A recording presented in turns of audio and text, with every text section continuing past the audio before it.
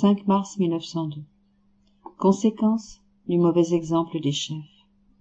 Ce matin, je me suis trouvé hors de mon corps, et après être allé à la recherche de mon adorable Jésus, je l'ai trouvé. Mais à ma surprise, je l'ai vu tout en larmes. Il avait beaucoup d'épines enfoncées dans les pieds, ce qui lui causait des douleurs et l'empêchait de marcher.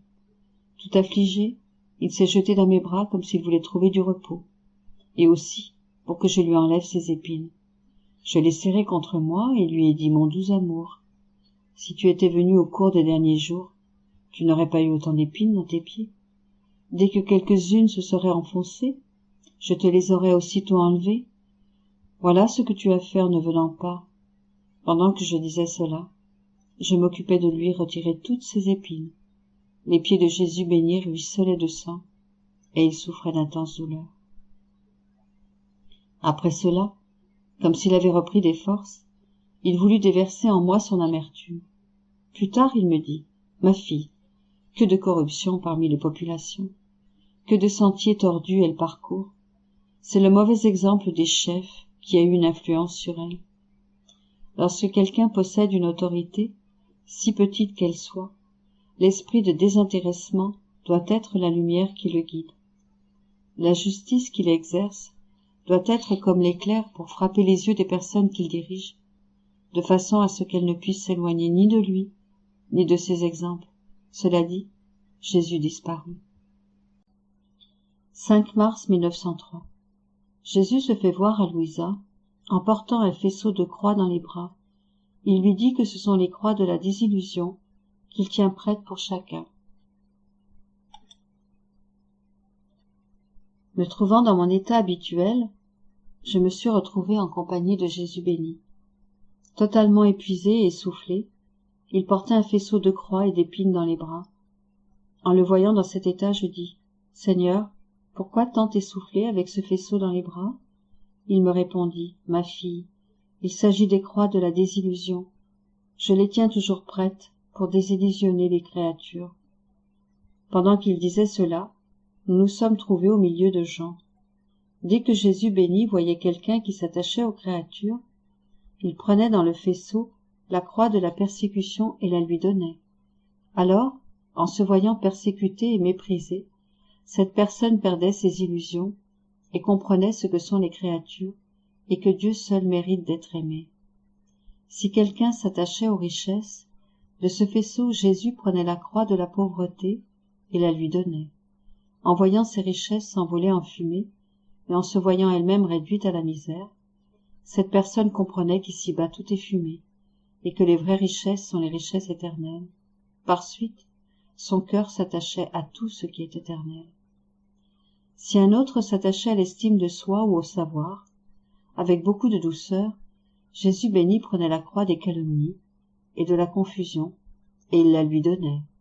Confuse ou calomniée, cette personne laissait, si l'on peut dire, tomber son masque, et elle comprenait son néant et son être. Elle ordonnait tout son intérieur en fonction de l'ordre voulu par Dieu, et non plus en fonction d'elle-même.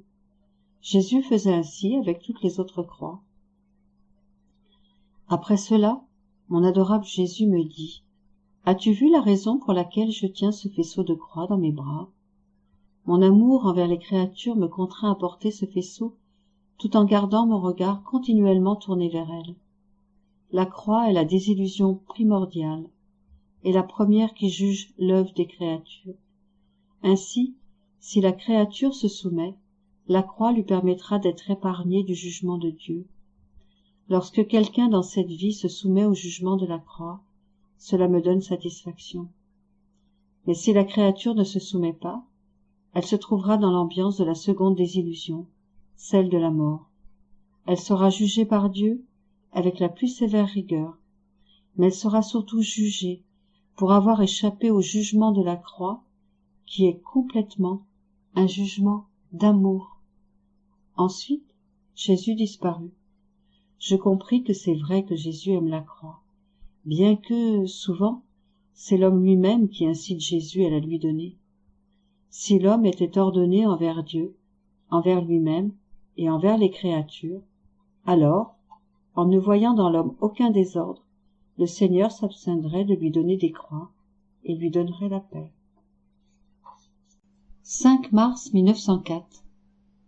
La croix est pour l'âme assignation, avocat et juge pour la prise de possession du royaume éternel. Ce matin, je me sentais très souffrante, en plus d'être affligée de l'absence de mon Jésus.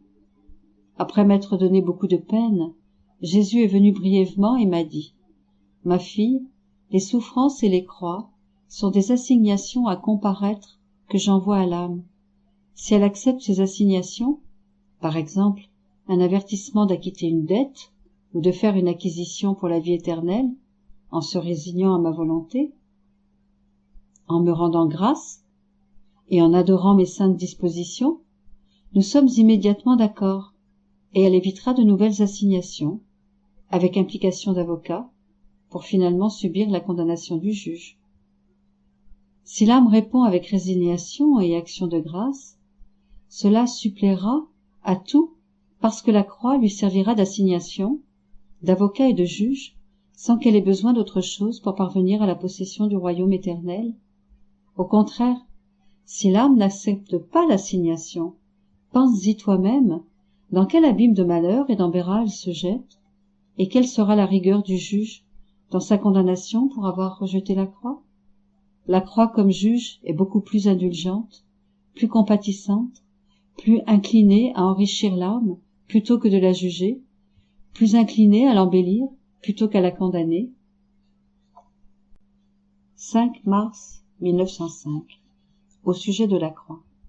Étant un peu plus souffrante que d'habitude, Jésus est venu brièvement et il m'a dit : « Ma fille, la croix est le soutien des faibles, la force des forts, la semence et la gardienne de la virginité. » Ensuite, il disparut. 5 mars 1906. Pendant qu'un homme est en train de se suicider, Jésus partage son amertume avec Louisa. Il souffrit le couronnement d'épines à cause de l'orgueil humain qui s'attaque au corps et à l'âme. Étant dans mon état habituel, je me suis trouvé hors de mon corps, auprès de mon Jésus béni, qui s'est montré comme un jeune enfant, extrêmement attristé. Je lui ai dit : « Mon bien-aimé, dis-moi, pourquoi tu souffres tant ? Que puis-je faire pour te consoler ? » À l'instant, l'enfant Jésus se prosterna la face contre terre, priant pour que je puisse discerner sa volonté. En dépit de cela, je ne comprenais rien. Je relevai Jésus, le baisai plusieurs fois, et lui dis : « Mon amour, je ne te comprends pas du tout. Veux-tu que je souffle la crucifixion ? » Il me répondit par la négative, puis, me prenant par le bras, il releva la manche de ma chemise. Je lui ai demandé : « Veux-tu que mon bras soit découvert ? Je ressens beaucoup de répugnance à cela, mais, par amour pour toi, je me soumets. » Soudain, j'ai vu un homme de ma ville qui, désespéré, se suicidait. L'enfant Jésus me dit : « Je ne peux contenir tant d'amertume. Reçois-en une part. » Il déversa un peu de son amertume dans ma bouche, et j'accourus auprès de cet homme pour l'aider à se repentir de sa mauvaise action. J'ai vu les démons s'emparer de son âme et la placer sur un feu, la tournant encore et encore, comme s'il la rôtissait. 2 fois, j'ai réussi à le libérer, puis je suis revenu dans mon corps, implorant Jésus d'avoir pitié de cette âme malheureuse. Jésus béni revint avec une couronne remplie d'épines sur la tête. Elle était si fermement enfoncée que des épines pénétraient jusque dans sa bouche. Il me dit : « Ô ma chère fille, beaucoup ne croient pas que les épines pénétrèrent jusqu'à l'intérieur de ma bouche, mais j'ai voulu souffrir cela à cause de l'orgueil humain, qui est un grave péché, blessant l'âme et empêchant Dieu d'y vivre. Cet orgueil va si loin que l'âme perd le sens d'elle-même, il tue le corps et l'âme. » Tout ce qui précède, je l'ai écrit par obéissance uniquement. Après l'avoir lu, mon confesseur attesta qu'un homme s'était en effet suicidé dans la matinée. 5 mars 1927. Comment la constance dans le bien n'appartient qu'à Dieu. Un acte accompli par Dieu ne s'arrête jamais. Les effets de cette constance. L'humanité de notre Seigneur était le remède, le modèle, qui reliait ensemble tous les temps. Il veut mettre en sûreté les droits de la divine volonté. Je me sentais au comble de la tristesse, à cause de la privation de mon doux Jésus, et je me disais, mon amour et ma vie, tu es parti sans même me dire adieu, et tu ne m'as même pas montré où je devais aller pour te trouver. On dirait même que tu as brouillé les pistes, car où que j'aille et que je t'appelle, tu ne m'écoutes pas. Tous les chemins sont fermés, et je suis épuisée. Je suis obligée de m'arrêter et de pleurer celui que je voudrais trouver à tout prix. Ah, Jésus, Jésus, reviens, viens vers celle qui ne peut pas vivre sans toi. Alors que j'épanchais ma souffrance, Jésus se manifesta faiblement en moi et, sentant sa présence, je lui dis, « Mon Jésus, ma vie, tu m'as fait attendre au point où je ne peux plus le supporter. Et si tu te laisses voir, ce n'est que pour un instant, et tu ne me parles même pas. Cela rend l'obscurité encore plus profonde. Je reste là, confuse, et dans un délire de souffrance. Je te cherche, je t'appelle, mais c'est en vain que je t'attends. Et Jésus, éprouvant de la compassion pour moi, me dit, « Ma fille, n'aie pas peur, je suis ici avec toi. Mon désir est que tu ne quittes jamais ma volonté, et que tu poursuives tes actes sans jamais quitter les limites du royaume du Fiat suprême. C'est ce qui te donnera la constance, qui te fera la ressemblance de ton Créateur, alors qu'un acte a la vertu de continuer sans fin. Un acte ininterrompu n'appartient qu'à Dieu, et ces actes ne connaissent pas d'interruption. Par conséquent, notre constance est inébranlable, et notre immensité qui s'étend partout rend nos actes ininterrompus. Et partout où nous allons, nous trouvons notre constance, qui nous rend le plus grand honneur, nous fait reconnaître comme l'être suprême, le créateur de toutes choses, en qui tout subsiste sans fin. Ma fille, la constance a une nature divine, et elle est un don divin. Il est donc juste que nous donnions cette participation et cette dot à celle qui doit être la fille de notre divin Fiat, et qui doit vivre dans notre royaume. Ainsi, en poursuivant sans interruption tes actes dans la divine volonté, tu montres que tu es déjà en possession du don de notre constance. Combien de choses nous dit la constance? Elle dit que l'âme n'agit que pour Dieu. Elle dit que l'âme agit avec raison et avec un pur amour, et non avec passion et par intérêt personnel. Cette âme est consciente et sait le bien qu'elle fait. Par conséquent, sois constante dans tes actes, et tu auras toujours notre divine constance dans tes œuvres. Je continuai ensuite mes actes dans la suprême volonté et, arrivant au point où je suivais les actes de Jésus, depuis le temps de sa conception dans le sein de la Vierge Immaculée jusqu'à sa mort sur la croix, mon adorable Jésus se fit entendre à nouveau et me dit, « Ma fille, mon humanité est venue sur terre afin de réunir le passé. Lorsque dans la création, la plénitude de ma volonté régnait dans l'homme, tout lui appartenait. L'homme avait son royaume partout avec lui, ainsi que sa vie divine, opérante. En moi était enclose la plénitude de ma divine volonté, et en la reliant au temps présent, je devins le modèle, le premier à former le remède, le secours et les enseignements nécessaires à la guérison des créatures.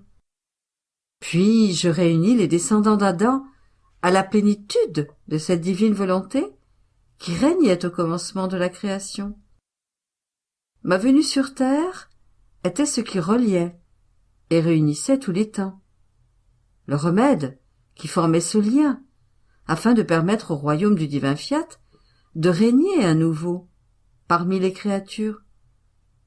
Ma venue était le modèle que je laissais pour que chacune dans le suivant puisse demeurer dans les liens que je créais pour elle.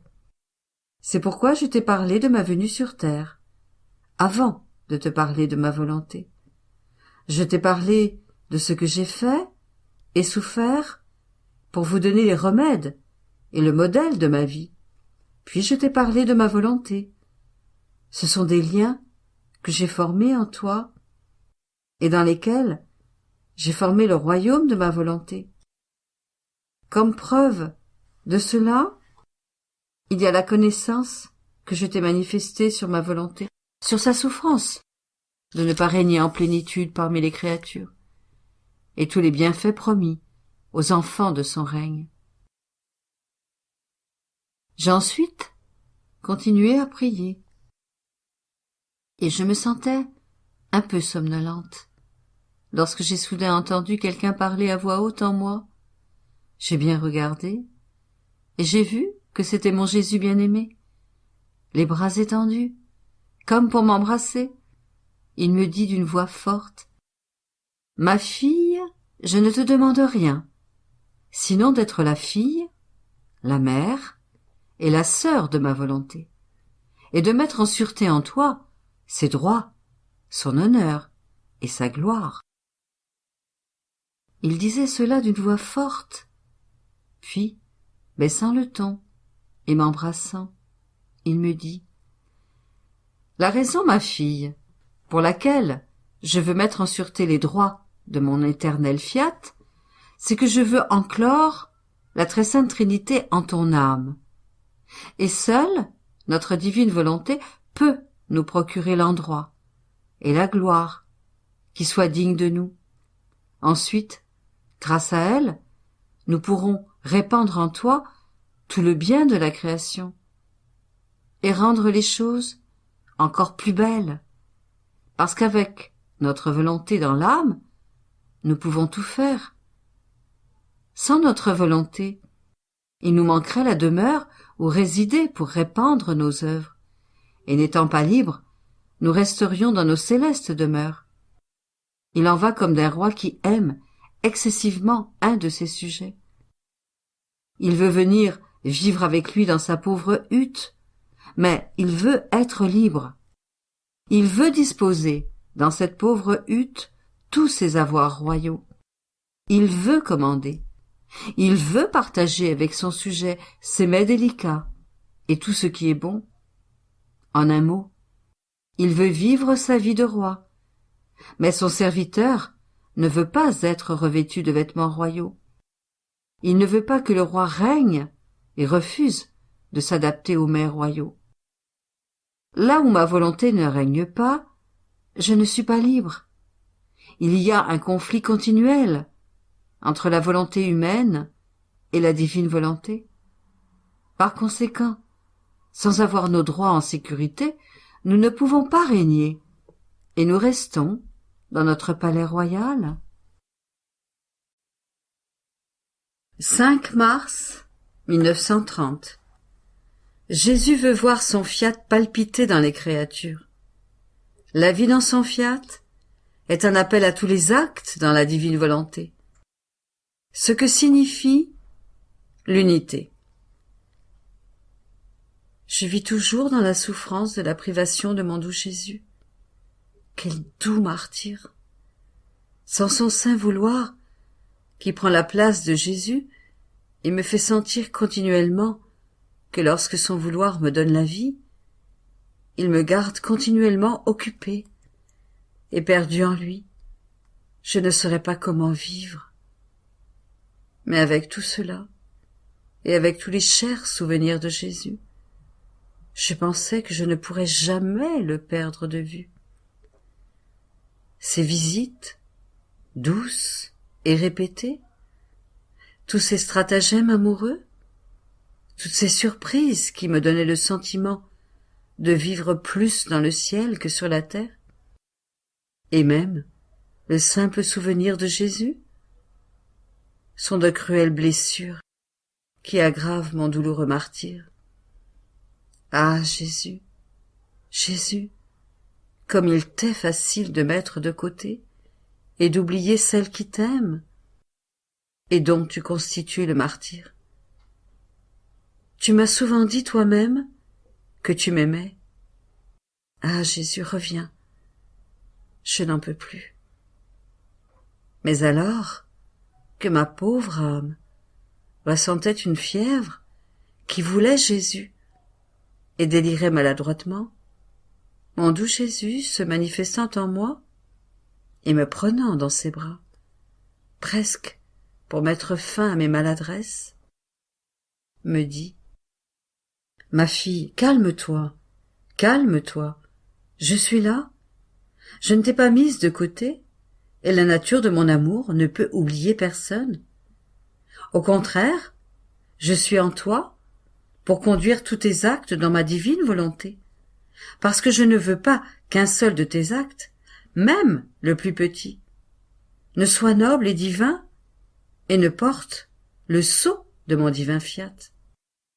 Je veux voir mon fiat palpiter dans tous tes actes. Voici toute mon attention. Former le premier exemplaire de l'âme qui doit vivre dans mon divin vouloir. » Il dit cela, puis garda le silence. Je continuai ma ronde dans le divin fiat. Je voulais rassembler tout ce que les créatures avaient fait, pour tout enclore dans la divine volonté. Mon très grand bien, Jésus, ajouta: « Ma fille, la vie dans mon divin vouloir est l'appel de tous les actes des créatures à l'unité de mon vouloir. Tous sont sortis de l'unité de notre vouloir, de notre acte unique qui donne vie à tous les actes, et c'est justice que tous nous reviennent pour reconnaître d'où ils sont sortis.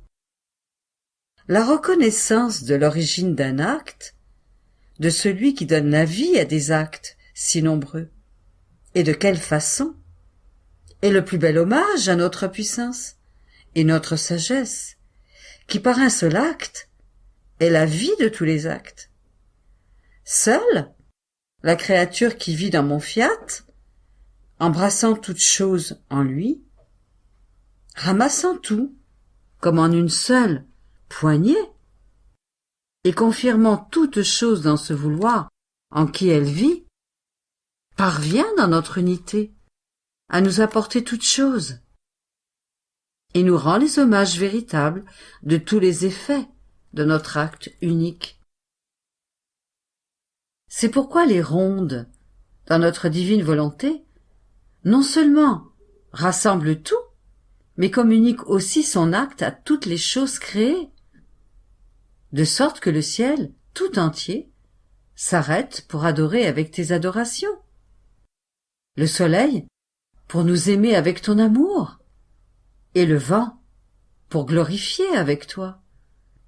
Bref, toutes les choses créées sont investies par ma volonté. Lorsqu'elles sentent l'acte que tu accomplis dans ma volonté, elles s'arrêtent pour nous adorer et nous rendre gloire et action de grâce, de sorte que nous sentons que, dans notre divin fiat, la créature nous donne la plénitude de l'amour, la totalité de l'adoration et la gloire complète.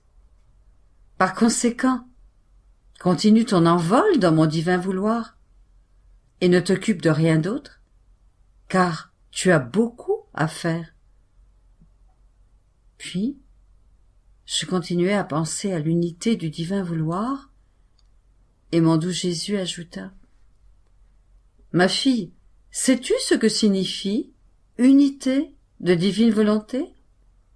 Cela signifie que tout ce qui est beau, bon et saint vient de l'intérieur de cette unique volonté. Dans cette unique divine volonté, qui est nôtre. Une est son unité. Un est son acte. Mais tout en étant un, la volonté, l'unité et l'acte s'étendent partout. Ainsi, quiconque vit dans notre divin vouloir se fusionne dans notre unité, et tout ce qu'il fait ne sort pas de nous, mais demeure en nous. Par contre, pour quiconque vit à l'extérieur de notre divin vouloir, nous ressentons la douleur de ces actes arrachés à notre volonté. Et comme cette âme enlève ces actes, elle ne les retourne pas, parce que sa volonté n'était pas une avec notre divine volonté. Par conséquent, la grande différence pour l'âme qui vit en dehors de notre fiat est que tous ces actes sont divisés et brisés et non fusionnés ensemble. Ainsi, cette âme n'aura pas le plaisir de ressentir en elle la plénitude de la lumière, du bonheur, ni de tous les biens, mais tout ne sera que misère, faiblesse et manque de lumière. 5 mars 1933. Comment la volonté humaine réduit l'âme en miettes et forme des citadelles désordonnées, sans roi et sans défense. Les larmes de Jésus. Alors que mon pauvre esprit traversait la mer du divin fiat dans la mesure de sa petite capacité, je comprenais sa valeur, sa sainteté et le grand prodige du fait qu'une créature qui vit en elle puisse contenir une volonté si sainte et interminable, se faisant ainsi porteuse et possesseur de ce saint vouloir qui comprend et enferme toute chose. Il n'y a pas sujet à s'étonner lorsque ce qui est grand renferme ce qui est petit. Mais que ce qui est petit contienne ce qui est grand est chose incroyable, et Dieu seul est capable de tels prodiges.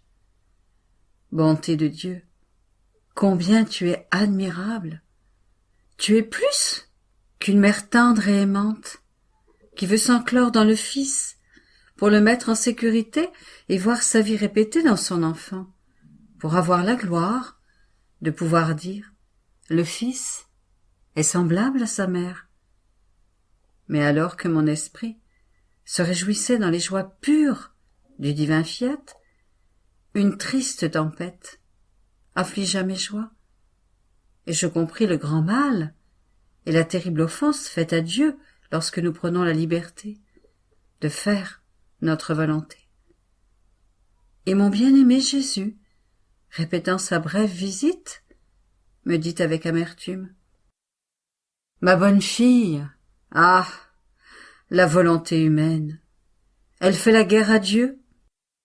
Les armes qu'elle utilise contre son Créateur la blessent elle-même, et son âme est déchirée en morceaux devant Dieu. Chaque acte de la volonté humaine la sépare de son Créateur, de sa sainteté, de sa force, de sa puissance, de son amour et de son immutabilité. Sans ma divine volonté, la créature devient semblable à une cité assiégée, dont les ennemis obligent tous les habitants à mourir de faim dans les tourments, mais avec cette différence. Le bourreau qui déchire ses membres est la volonté de l'âme elle-même. Ce ne sont pas des ennemis qui la tourmentent, car elle est devenue sa propre ennemie.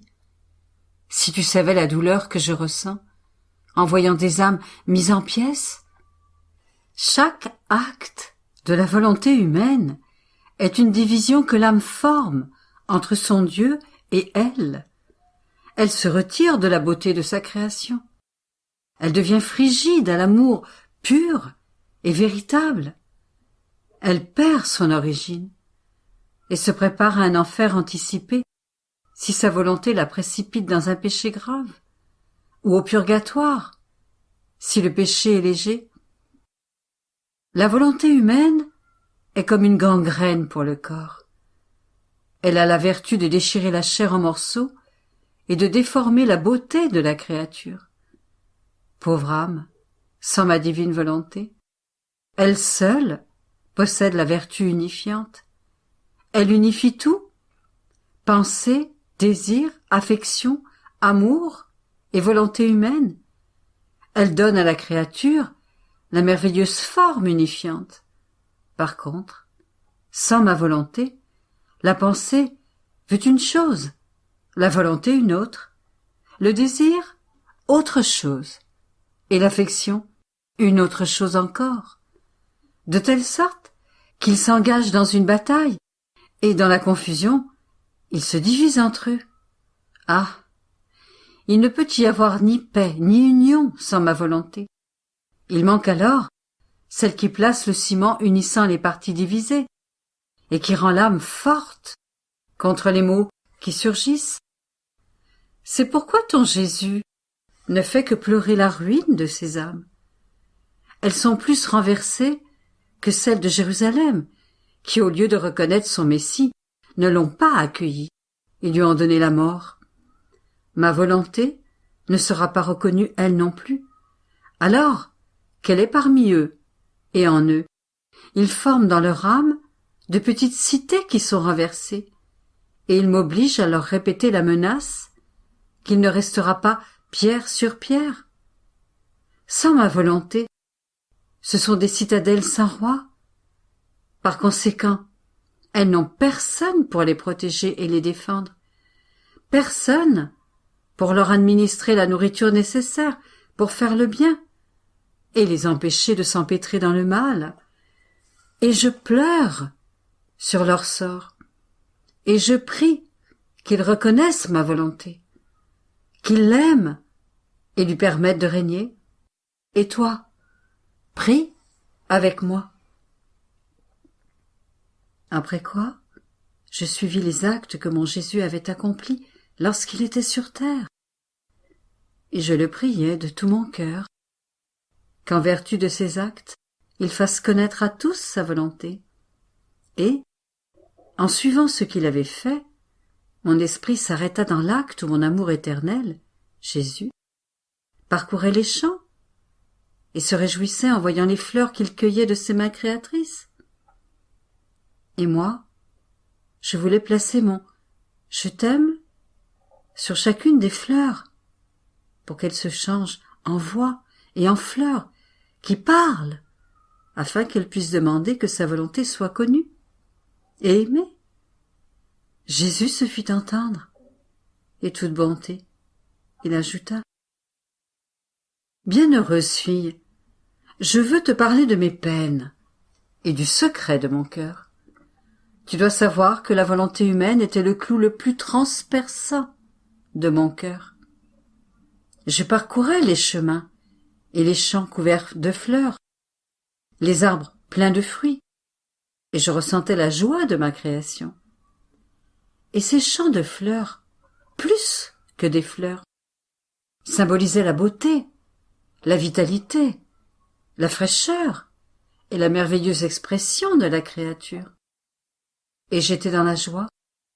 Mais, immédiatement le clou du vouloir humain m'a fait voir qu'elle se fanait, se décolorait et séchait, s'inclinait sur leurs tiges, en mourant, et leur parfum se changeait en odeur nauséabonde, tandis que les fruits des arbres devenaient sûrs et pourrissaient, symbole du mal auquel la volonté humaine réduit la créature. Ma souffrance était grande, et ces fleurs me tiraient les larmes des yeux, car je sentais pénétrer plus intensément le clou du vouloir humain. Et ma douleur est si intense que j'attends ton « je t'aime » pour me demander que le bien de ma volonté et le mal de la volonté humaine soient connus, que la mienne soit faite, que les créatures méprisent la leur. Souvent, je regardais le ciel constellé d'étoiles et le soleil, faisant majestueusement briller sa lumière, qui dominaient toute la terre. Ils étaient des symboles du ciel de l'âme et du soleil de ma volonté, qui devait briller dans ce ciel, si bien que sa lumière devait dominer le ciel de l'âme et la magnifique terre fleurie de son corps.